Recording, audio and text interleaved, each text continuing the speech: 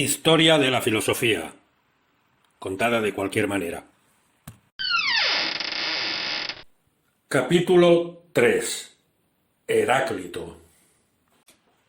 En este capítulo hablaremos de uno de los filósofos presocráticos más misteriosos y fascinantes. Parece ser que era un hombre malhumorado, que despreciaba la compañía de los demás y que se creía poseedor de la verdad absoluta. Por su estilo enigmático y a veces impenetrable, ya en su época era conocido como Heráclito el Oscuro. Son muchos los filósofos presocráticos a los que se les atribuye una obra titulada Sobre la naturaleza, y Heráclito no iba a ser menos, ya que a él también se le atribuye un libro con ese mismo título. Sin embargo, lo único que ha llegado hasta nosotros es algo más de un centenar de fragmentos desordenados que, en rigor, no sabemos si formaban parte de una misma obra, si son aforismos o reflexiones inconexas, o simplemente notas tomadas por alguno de sus discípulos. Los fragmentos de Heráclito se prestan a interpretaciones muy diversas, y se ha discutido mucho sobre lo que realmente quiso decir.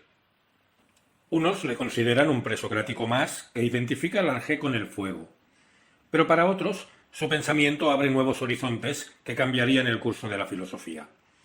Heráclito nació en la ciudad de Efeso, más o menos sobre el año 540 a.C. Y sí, era un hombre huraño y extravagante, pero es que los efesios en general eran muy raros. Curiosidades de la historia. Cuando Pablo de Tarso predicó el Evangelio en Efeso, los efesios no le hicieron ni puñetero caso, y en lugar de adorar a Jesús, siguieron adorando a la diosa Diana. Por esta razón, la expresión hablar a los efesios, ad efesium, pasó a ser el equivalente de hablar a personas necias y equivocadas, y derivó en la palabra adefesio, que significa persona o cosa muy fea. Como los fragmentos de Heráclito que nos han llegado están desordenados, para entender su filosofía, lo mejor será empezar por su aforismo más conocido. No podemos entrar dos veces en el mismo río, porque la segunda vez ni nosotros ni el río somos los mismos. Lo cierto es que Heráclito no dijo exactamente eso. Es Platón, en el Crátilo, quien lo formula de esta manera. También es Platón quien atribuye a Heráclito la conocida expresión panta rei, es decir, todo fluye.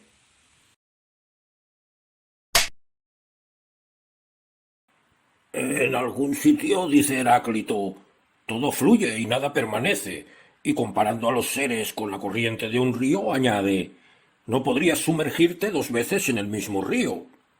No seas plasta, Sócrates. Como hemos dicho, el pensamiento de Heráclito ha sido objeto de muchas interpretaciones, pero la más popular y la que más ha influido en la historia de la filosofía ha sido también la más radical de todas.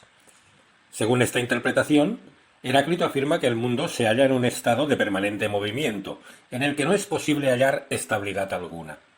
Todo cuanto vemos es efímero, y lo que existe ahora dejará de existir en el próximo instante. Lo único que tienen en común todas las cosas es el hecho de que cambian. Son varios los fragmentos de Heráclito que hacen referencia a un mundo en constante movimiento, donde nada es eterno ni permanente. Uno de ellos, por ejemplo, nos dice que lo frío se calienta y lo caliente se enfría, lo húmedo se seca y lo seco se hace húmedo. Este y otros fragmentos sugieren que el carácter cambiante de la realidad no se da porque sí, sino porque existe una eterna e incesante lucha entre opuestos. Esta idea de enfrentamiento entre contrarios aparece también en otro de sus fragmentos. La guerra es el padre de todo y el rey de todas las cosas. A algunos seres ha hecho dioses y a otros hombres. A unos esclavos y a otros libres. Como hemos dicho, la interpretación más radical nos muestra un mundo en constante cambio. Un mundo donde la existencia es efímera y el conocimiento imposible, ya que todo cuanto podamos conocer desaparecerá al instante siguiente. Pero entonces, ¿no hay nada que sea estable y duradero? ¿No existe ninguna verdad inmutable a la que podamos aferrarnos?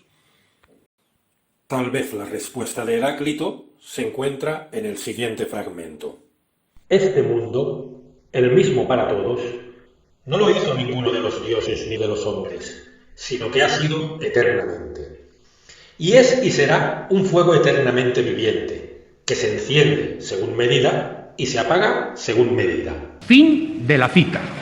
O sea que, a pesar del aspecto cambiante de la realidad, semejante a la caprichosa danza del fuego, Heráclito nos habla también de un orden que lo gobierna todo, pues este fuego se enciende y se apaga con medida, repitiendo el mismo ciclo eternamente. A este orden último que gobierna el mundo, Heráclito lo llama logos. El problema es que la palabra griega logos es bastante ambigua y puede significar, entre otras cosas, razón, pensamiento, inteligencia, lenguaje o discurso. ¿En qué quedamos entonces? Un principio regulador, una razón universal o una expresión del orden cósmico. Sea lo que sea ese misterioso logos, lo cierto es que llegar a él no resulta nada fácil. El propio Heráclito nos advierte. La naturaleza ama el ocultarse. Así que no es extraño que la verdad sea tan difícil de alcanzar.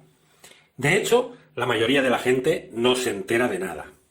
O al menos eso es lo que parece afirmar Heráclito en el siguiente fragmento. De este logos que existe siempre, incapaces de comprenderlo se muestran los hombres, antes de haberlo oído y después de haberlo oído.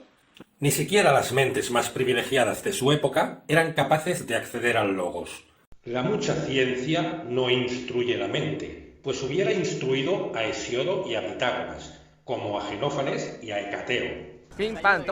Dicho de otro modo, Heráclito afirma que todo el mundo es idiota menos él. Pero ya avanzamos al principio que el personaje no era un modelo de modestia y simpatía. Una de las palabras que más se repite en sus fragmentos es fuego, lo cual también resulta controvertido. Para unos, Heráclito consideraba que el fuego era el elemento primigenio del cual provienen todas las cosas, es decir, el arjé que buscaban los filósofos milesios. Si para Tales el arjé era el agua, para Anaximandro el apeirón y para Anaxímenes el aire, para Heráclito era el fuego. El siguiente fragmento parece apuntar en esa dirección. Cambio del fuego es todo, y de todo el fuego. Como del oro las mercancías, y de las mercancías el oro. Para otros, Heráclito no utiliza el fuego en un sentido literal, sino como metáfora del carácter cambiante de la realidad. El arjé no sería entonces un elemento concreto, sino un intangible principio común, el cambio. Tal vez porque pensaba que todo empieza y termina en el fuego, Heráclito prefería lo seco a lo húmedo. De hecho, consideraba que el alma muere cuando se humedece, y así lo afirma en otra de sus sentencias. Para las almas es muerte hacerse agua, para el agua es muerte hacerse tierra. Y por si no ha quedado claro, el alma seca es la más sabia y la mejor. El alma de Heráclito, sin embargo, acabó por humedecerse hasta quedar empapada, porque el pobre hombre contrajo hidropesía, es decir, retención de líquidos. Para curarse la hidropesía, a su mente privilegiada no se le ocurrió otra cosa que enterrarse en un estercolero, esperando que el calor del estiércol absorbiera toda su humedad y secara bien su alma. Y así dicen que murió el gran Heráclito de Efeso, enterrado en un montón de mierda. Vale, esta historia no es del todo segura y hay distintas versiones, pero ¿a qué mola? Pero, ¿cuál es entonces el verdadero Heráclito? ¿El que dice que el arjé es el fuego o el que dice que el arjé es el cambio? ¿El que nos muestra un mundo cambiante e incognoscible o el que afirma que todo está sujeto a un orden último? Quizás lo importante no sea tanto lo que Heráclito dijo, sino lo que puso sobre la mesa. La constatación de que todo cuanto percibimos es perecedero y la exigencia de que el conocimiento ha de fundarse en unos cimientos más sólidos. Otros autores posteriores trataron de buscar una solución a este problema, pero de eso nos ocuparemos en el próximo capítulo de Historia de la filosofía, contada de cualquier manera.